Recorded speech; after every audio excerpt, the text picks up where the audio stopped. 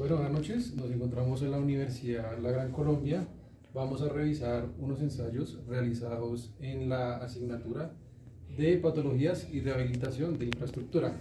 Estamos con nuestro compañero Raúl y quien les habla Alejandro Santamaría, con el fin de revisar los ensayos realizados al inicio del curso para evidenciar ciertos tipos de ensayos que conllevan el ensayo de muestras de cemento con adiciones de material, ya sea finos, cemento, agua y demás, y también muestras realizadas con varillas corrugadas, que estas componen el acero de refuerzo cuando se requieren en las obras. Entonces, pues vamos a iniciar con unas preguntas para poder entender un poco mejor estos ensayos realizados. Entonces, Raúl, ¿cuál fue el propósito principal de estos ensayos que realizaron? Bueno, el propósito principal fue básicamente evidenciar los tipos de fallas que había en concreto y en el área de las varillas es su tipo de oxidación. Ok. Digamos que, ¿cómo fue la práctica de cada ensayo? ¿Cómo lo realizaron? Bueno, para cada muestra realizamos tipos de agregados diferentes. Eh, Básicamente era tener cantidades diferentes, sin embargo el agua siempre fue la misma para los tipos de muestras, donde mezclamos, por ejemplo, en el área de finos y cementos, mezclamos una parte de cemento y finos diferentes, la misma, en diferentes proporciones, eran las mismas mezclas, pero en diferentes cantidades. Y básicamente es eso. En el lado de las varillas también la misma historia. Era tener presente, tuvimos presente alcohol, perdón, cloro, sal y agua simplemente. En el caso aquí de las mezclas que realizaron, ¿qué diferencias pues, hay entre cada una o qué diferencias encontraron y qué puntos de carga o falla presentaron estas Bueno, muestras? lo que pasa con las muestras es que, como se evidencia en las fichas, lo que hicimos fue compactar cada mezcla, en donde se utilizaron diferentes finos, como pueden evidenciar de pronto en esta, nos quedó un poco mal compactada. Desconocemos si de pronto fue que le faltó más cemento, pero en las otras, que eran por ejemplo estas que tienen los tres tipos de mezclas, lo que sucedió fue que hubo una relación de agregados como muy proporcional, y eso fue lo que nos hizo dejar estos cilindros prácticamente perfectos, a diferencia de los otros dos. ¿Y qué cargas presentó cada uno? ¿Cuál presentó más resistencia? Los que presentaron más resistencia fueron los que llevaban los tres ciclos de agregados, que era arena, gruesos y cemento, que eso tuvo un promedio entre las tres, tuvo 19.48 kN, y el que presentó menos fue el que tuvo grueso, cemento y agua. Como lo indiqué anteriormente, de pronto sucedió que metimos más agregado, más gruesos que cemento, y eso fue lo que de pronto generó este tipo de fallas. El agua es muy importante, pues digamos, en cualquier tipo de mezcla y digamos que también pudieron verificar eso o más que todo fue por el tema de las gravas y demás. No, el agua, pues como dije, se utilizó lo mismo en los tres tipos de mezcla. Yo creo que la falla fue en los agregados que mezclamos. No sabemos si de pronto, porque de pronto no tamizamos los materiales, entonces no sabemos si de pronto este de acá tuvo más gruesos que no eran coincidentes con de pronto este que estuvo un poquito mejor compactado. Entonces de pronto esa fue la falla. O el tiempo de curado para cada muestra fue el mismo, ¿cómo fue el tema del curado? No hicimos curado. Lo que pasa es que se realizó eh, la mezcla, y de una vez se introdujo en la piscina, que es la que tenemos en el laboratorio. Y ya cuando íbamos a realizar estaban mezclados en tubos de PVC. Cuando fuimos a abrir los tubos de PVC no se hizo ningún tipo de curado, entonces de pronto también eso fue lo que le faltó a las muestras. Sí, claro, digamos que pues una parte es eso, tener un buen curado, y la otra es la dosificación. ¿Esa dosificación ustedes la tienen establecidas para cada muestra o cómo hicieron Sí, la eso dosificación? lo hicimos en la laboratorio. Lo que la dosificación nos las dio el profe conforme a unas fórmulas que hicimos de la relación cemento, agua y el material que fuéramos a utilizar. Eso lo tenemos en otra tabla, pero sí, eso lo hicimos en clase. Listo. Bueno, para la segunda parte, yo como Sebastián Gutiérrez voy a hacer la segunda parte de las preguntas que tienen que ver con respecto a las varillas. Entonces, compañero Raúl, ¿en qué consistió el ensayo realizado en estas varillas de acero? Bueno, lo que hicimos en el ensayo de las varillas básicamente era, no hablé de pronto en los cementos, pero básicamente los materiales que se usaron en las varillas fue conseguir varillas de 15 centímetros de longitud y las botellas o los tubos de ensayo, por así decirlo, en donde íbamos a realizar el tipo de mezcla, en donde íbamos a introducir las varillas y dejarlas un tiempo prudencial para ver qué oxidación o qué deficiencia presentaba cada varilla durante este periodo de tiempo. Básicamente los dejamos, si no estoy mal, creo que fueron 45 días que los dejamos sumergidos, y era básicamente evidenciar estos tipos de fallas en las varillas. Entiendo. Y bueno, ¿y entre qué diferencias había entre las soluciones que ustedes utilizaron para cada una de las varillas? Cuando me dice soluciones se refiere Me a qué refiero a muestras. qué tipo de muestras utilizaron además de las varillas. Ok, en este costado utilizamos solo agua normal. Utilizamos las mismas cantidades en las muestras. Hicimos 3 muestras para diferenciar, pero pues son las mismas cantidades. Aquí utilizamos agua cloro y aquí utilizamos agua y sal marina.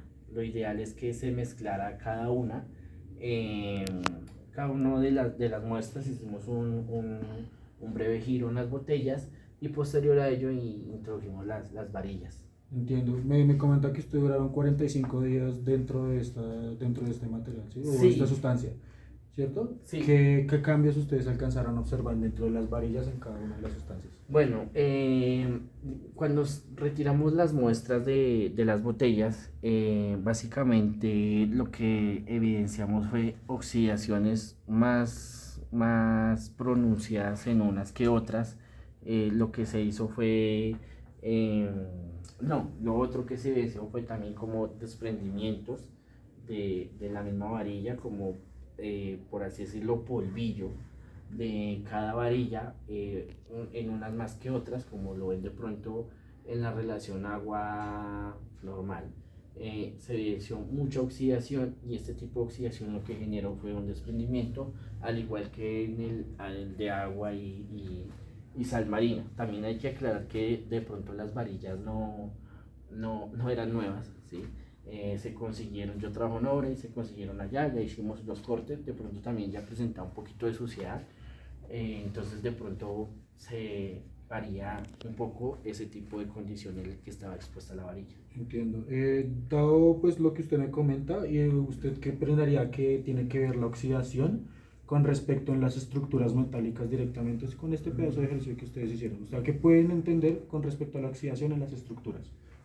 Bueno, lo que de pronto se puede entender de este ensayo es que básicamente la varilla presenta diferentes tipos de oxidaciones dependiendo del material o al líquido, por así decirlo, que ¿cómo sería? Que sí, que está expuesta la varilla. Nos hacía un ejemplo el profe en clase. No es lo mismo que hagamos una construcción aquí en Bogotá a una construcción, no sé, en la zona pacífica que presenta altos niveles de sal por los océanos y demás. Entonces de pronto esa es como la diferencia. Bueno, y teniendo en cuenta lo que usted me comenta, ¿qué importancia tiene proteger el acero dentro del concreto a la hora de construcción? Bueno, lo que puede proceder también porque lo vimos en clase, la importancia es que básicamente este tipo de oxidaciones eh, pueden evidenciar que pueden haber diferentes tipos de oxidación y esto puede generar la estructura como tal en donde pueden haber desprendimientos de paredes o el tipo de material que esté construido eh, la edificación o la construcción. También puede haber como una fractura en las cargas de esto y pues claramente pierde resistencia la, la estructura. Listo. Ya una vez como entendió lo que usted nos indica, como de lo de las varillas y el concreto, me gustaría hacer unas preguntas más, como más personales con respecto a la práctica. ¿Cuál de las dos prácticas le pareció más interesante y por qué? Yo creo que el tema de las mezclas de los concretos, porque básicamente hubo más interacción en este tipo, que si la ossificación estaba bien, que la compactación se hiciera eh, pues bien. También fue un poco complejo meter el tipo de apoyo, que en este caso fue copor, eh, en las mezclas. En las varillas pues básicamente solamente fue mezclar los líquidos y los agregados como la sal y el cloro. Y entonces no hubo mucha ciencia en esta práctica. Como se lo mencionaba yo al profe en clase, hubiera sido bueno fallar las varillas para ver qué resistencia tenía cada una, pero pues por el tiempo y de pronto porque no tenemos el equipo, eso faltó. Pero me interesó más el tipo de Concreto, concretos. sí. Entiendo. Y pues ahora como usted nos comenta, teniendo todo esto en cuenta, ¿usted cree que esto puede llegar a asemejarse a algún ejemplo en la vida real? ¿O esto podría servir en algún punto en su vida para puente, vía o estructura? Claro, yo como mencioné trabajo en construcción, básicamente todos los días veo mezclados en la obra. Si no se hace un tipo de mezclado adecuado para un mortero, ya sea para una caja 276 que son las de Codensa, o no se hace un buen amarre de las parrillas para las rampas, pues básicamente va a fallar y va a generar sobrecostos y pues eso es lo que no nos interesa en las obras, la verdad. Entiendo. Y ya tres preguntitas más y ya no te molestamos más, compañero Raúl. Y bueno, ¿qué errores crees que, ay, crees que pueden afectar los resultados directamente de estos ensayos? O sea, que el error humano, algún tipo de constante, como por fuera, ¿qué crees que pueda generar errores directamente? Digamos que soy muy del error humano, básicamente eh, por antiguos, diría un jefe mío, por antiguos pecamos, y es que ya no la sabemos toda y la verdad es que mucha gente no sabe, digamos, cuánto mezclamos por un bulto de cemento, cuánta arena necesitamos, entonces este tipo de errores es lo que genera, como lo dije anteriormente, las fallas y pues básicamente eh, en eso pecamos muy presente lo de las varillas. Digamos que no sabemos cuál varilla utilizar en un caso, en una edificación, si es de 3 octavos, si es de media. Entonces, yo creo que esos son los errores más comunes. Listo. Y bueno, ¿qué recomendaciones daría para mejorar los procedimientos realizados en el laboratorio? Bueno, aquí nos hacen mucho énfasis en irnos a la norma. Lo ideal es que podamos revisar las relaciones que hay para un tipo de mezclado. Eh, Creo que nos inculcan mucho en el área de interventoría que, digamos, para una relación cemento-arena es 1-1-2, que es uno de arena, uno de cemento y dos de agua, si no estoy mal, no me falla la memoria. Entonces yo creo que básicamente es irnos mucho a la norma para saber que la parrilla tiene un espacio de 20 por 20 para armarla, la longitud no importa, pero ese tipo de distancia importa mucho, que en el tipo de mezcla también vaya una buena relación de cemento, no solamente para arena y cemento, también para concretos, para solados que llamamos en los pisos, para las cajas, porque básicamente eso es lo que sostiene este tipo de construcciones y si no lo hacemos bien, pues pues nos va a fallar y vuelvo y indico lo mismo. Entramos en sobrecostos, en tiempos, entonces pues no es viable para una obra. Entiendo, muchísimas gracias. Y ya para finalizar, ¿usted cómo aplicaría este conocimiento en un proyecto real de ingeniería civil? Eh, bueno, básicamente pues yo creería que es como realizar un buen tipo de mezclado. Dios quiera y algún día yo pueda construir mi casa y tenga todo este tipo de relaciones, no dejar varillas expuestas, que como lo vimos en clase también es muy primordial no dejar expuestas los tipos de varilla porque el agua afecta mucho las edificaciones y esto puede generar que se filtre y dañe las edificaciones, al igual que el tipo de concretos. Muy importante el curado en las edificaciones porque estamos expuestos, estamos en una zona muy sísmica, estamos expuestos a grietas y si no curamos este tipo de construcciones, pues básicamente va a presentar fallas como lo presento aquí. Entonces es muy importante tener esa relación. Nosotros que vamos a ser próximos ingenieros, lo ideal es que podamos transmitir nuestro conocimiento, no solamente digamos a nuestros amigos o colegas, sino también a nuestro personal a cargo, para que pues se haga una buena obra civil. Yo tengo una consulta adicional. Durante lo que vieron en el curso, en el transcurso del curso, para la elaboración de estas fichas patológicas, ¿qué descripción o qué se debería escribir más en las fichas o los puntos más claves para poder generar una ficha patológica y poder presentar, pues, digamos que esas evidencias que se pueden generar en las construcciones o pues en sus concluir la construcción, que pues ya se generan fallas, malos diseños y demás?